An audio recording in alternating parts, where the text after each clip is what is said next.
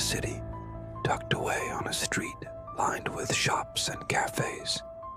There was an antique store filled with peculiar items.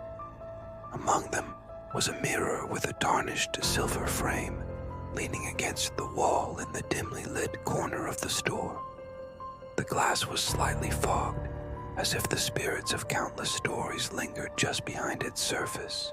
Freya, an artist known for her captivating portraits, walked into the store one rainy afternoon.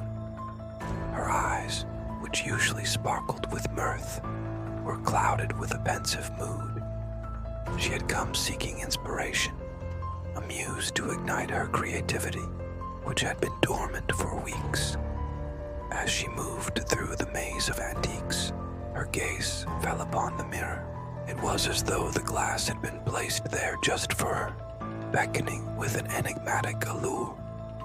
Intrigued, she stopped before it, her reflection staring back, a pale imitation in the dimly lit store. Yet there was something about the way the light played on the aged silver frame that held her captive. It was as if the mirror itself was whispering a tale of forgotten memories, each twist and turn of the filigree design hinting at a secret only it knew. An inexplicable sense of familiarity washed over Freya, a feeling of déjà vu, a whisper from a stranger. She turned to the weathered old man behind the counter who had watched her with keen eyes, his face a roadmap of time, etched with wisdom and secrets. "That mirror," he began, his voice a low rumble, "has a history, a vessel of secrets and shadows." Freya's curiosity piqued, yet she couldn't quite place the unease that had settled in her chest. "What do you mean?" she asked, her voice barely a whisper in the stillness of the store. The old man leaned in, his eyes twinkling with an otherworldly light. "It holds memories, emotions, fragments of lives lived and lost. Be cautious, child, for it is said that once you gaze into its depths, you may never escape the reflections it holds." Freya's apprehension grew, yet her curiosity outweighed her fears. She purchased the mirror and carried it home, its weight surprisingly heavy in her arms.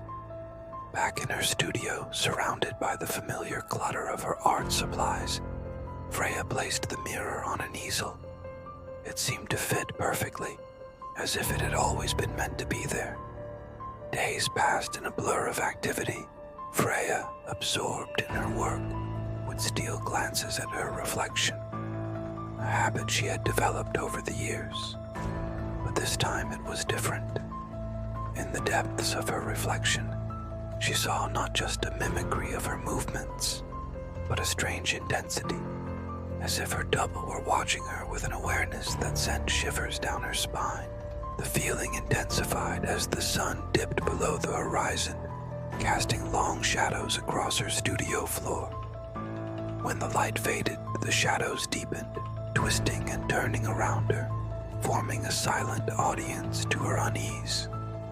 Each night when the city slept, Freya found herself drawn to the mirror, her fingers tracing the ornate frame as if seeking solace in its familiar touch.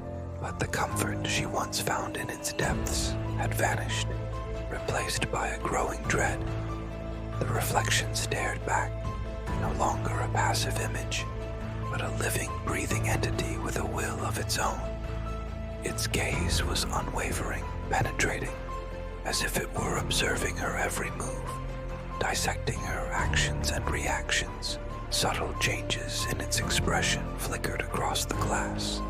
A faint smile, a raised eyebrow, a pursed lip.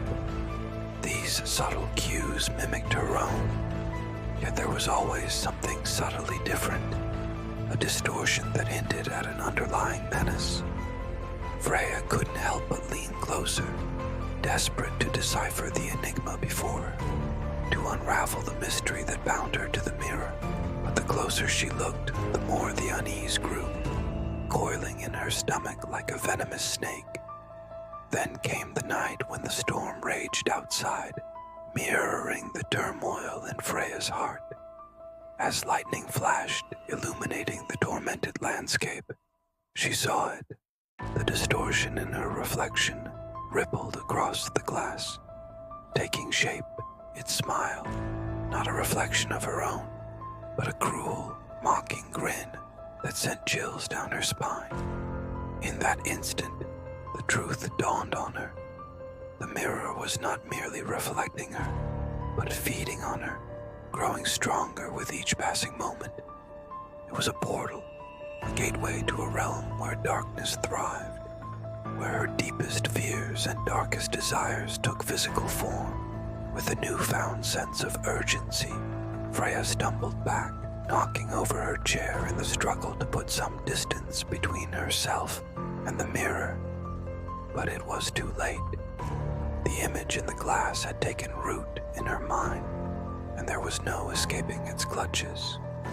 As the storm outside subsided, leaving behind a trail of wet leaves and howling wind, Freya knew she had been changed. The mirror had shown her something buried deep within, a facet of herself she had long ignored, now set free to roam her thoughts. With trembling hands, she covered the mirror, a veil over its watchful eye, hiding the truth that lay behind its depths.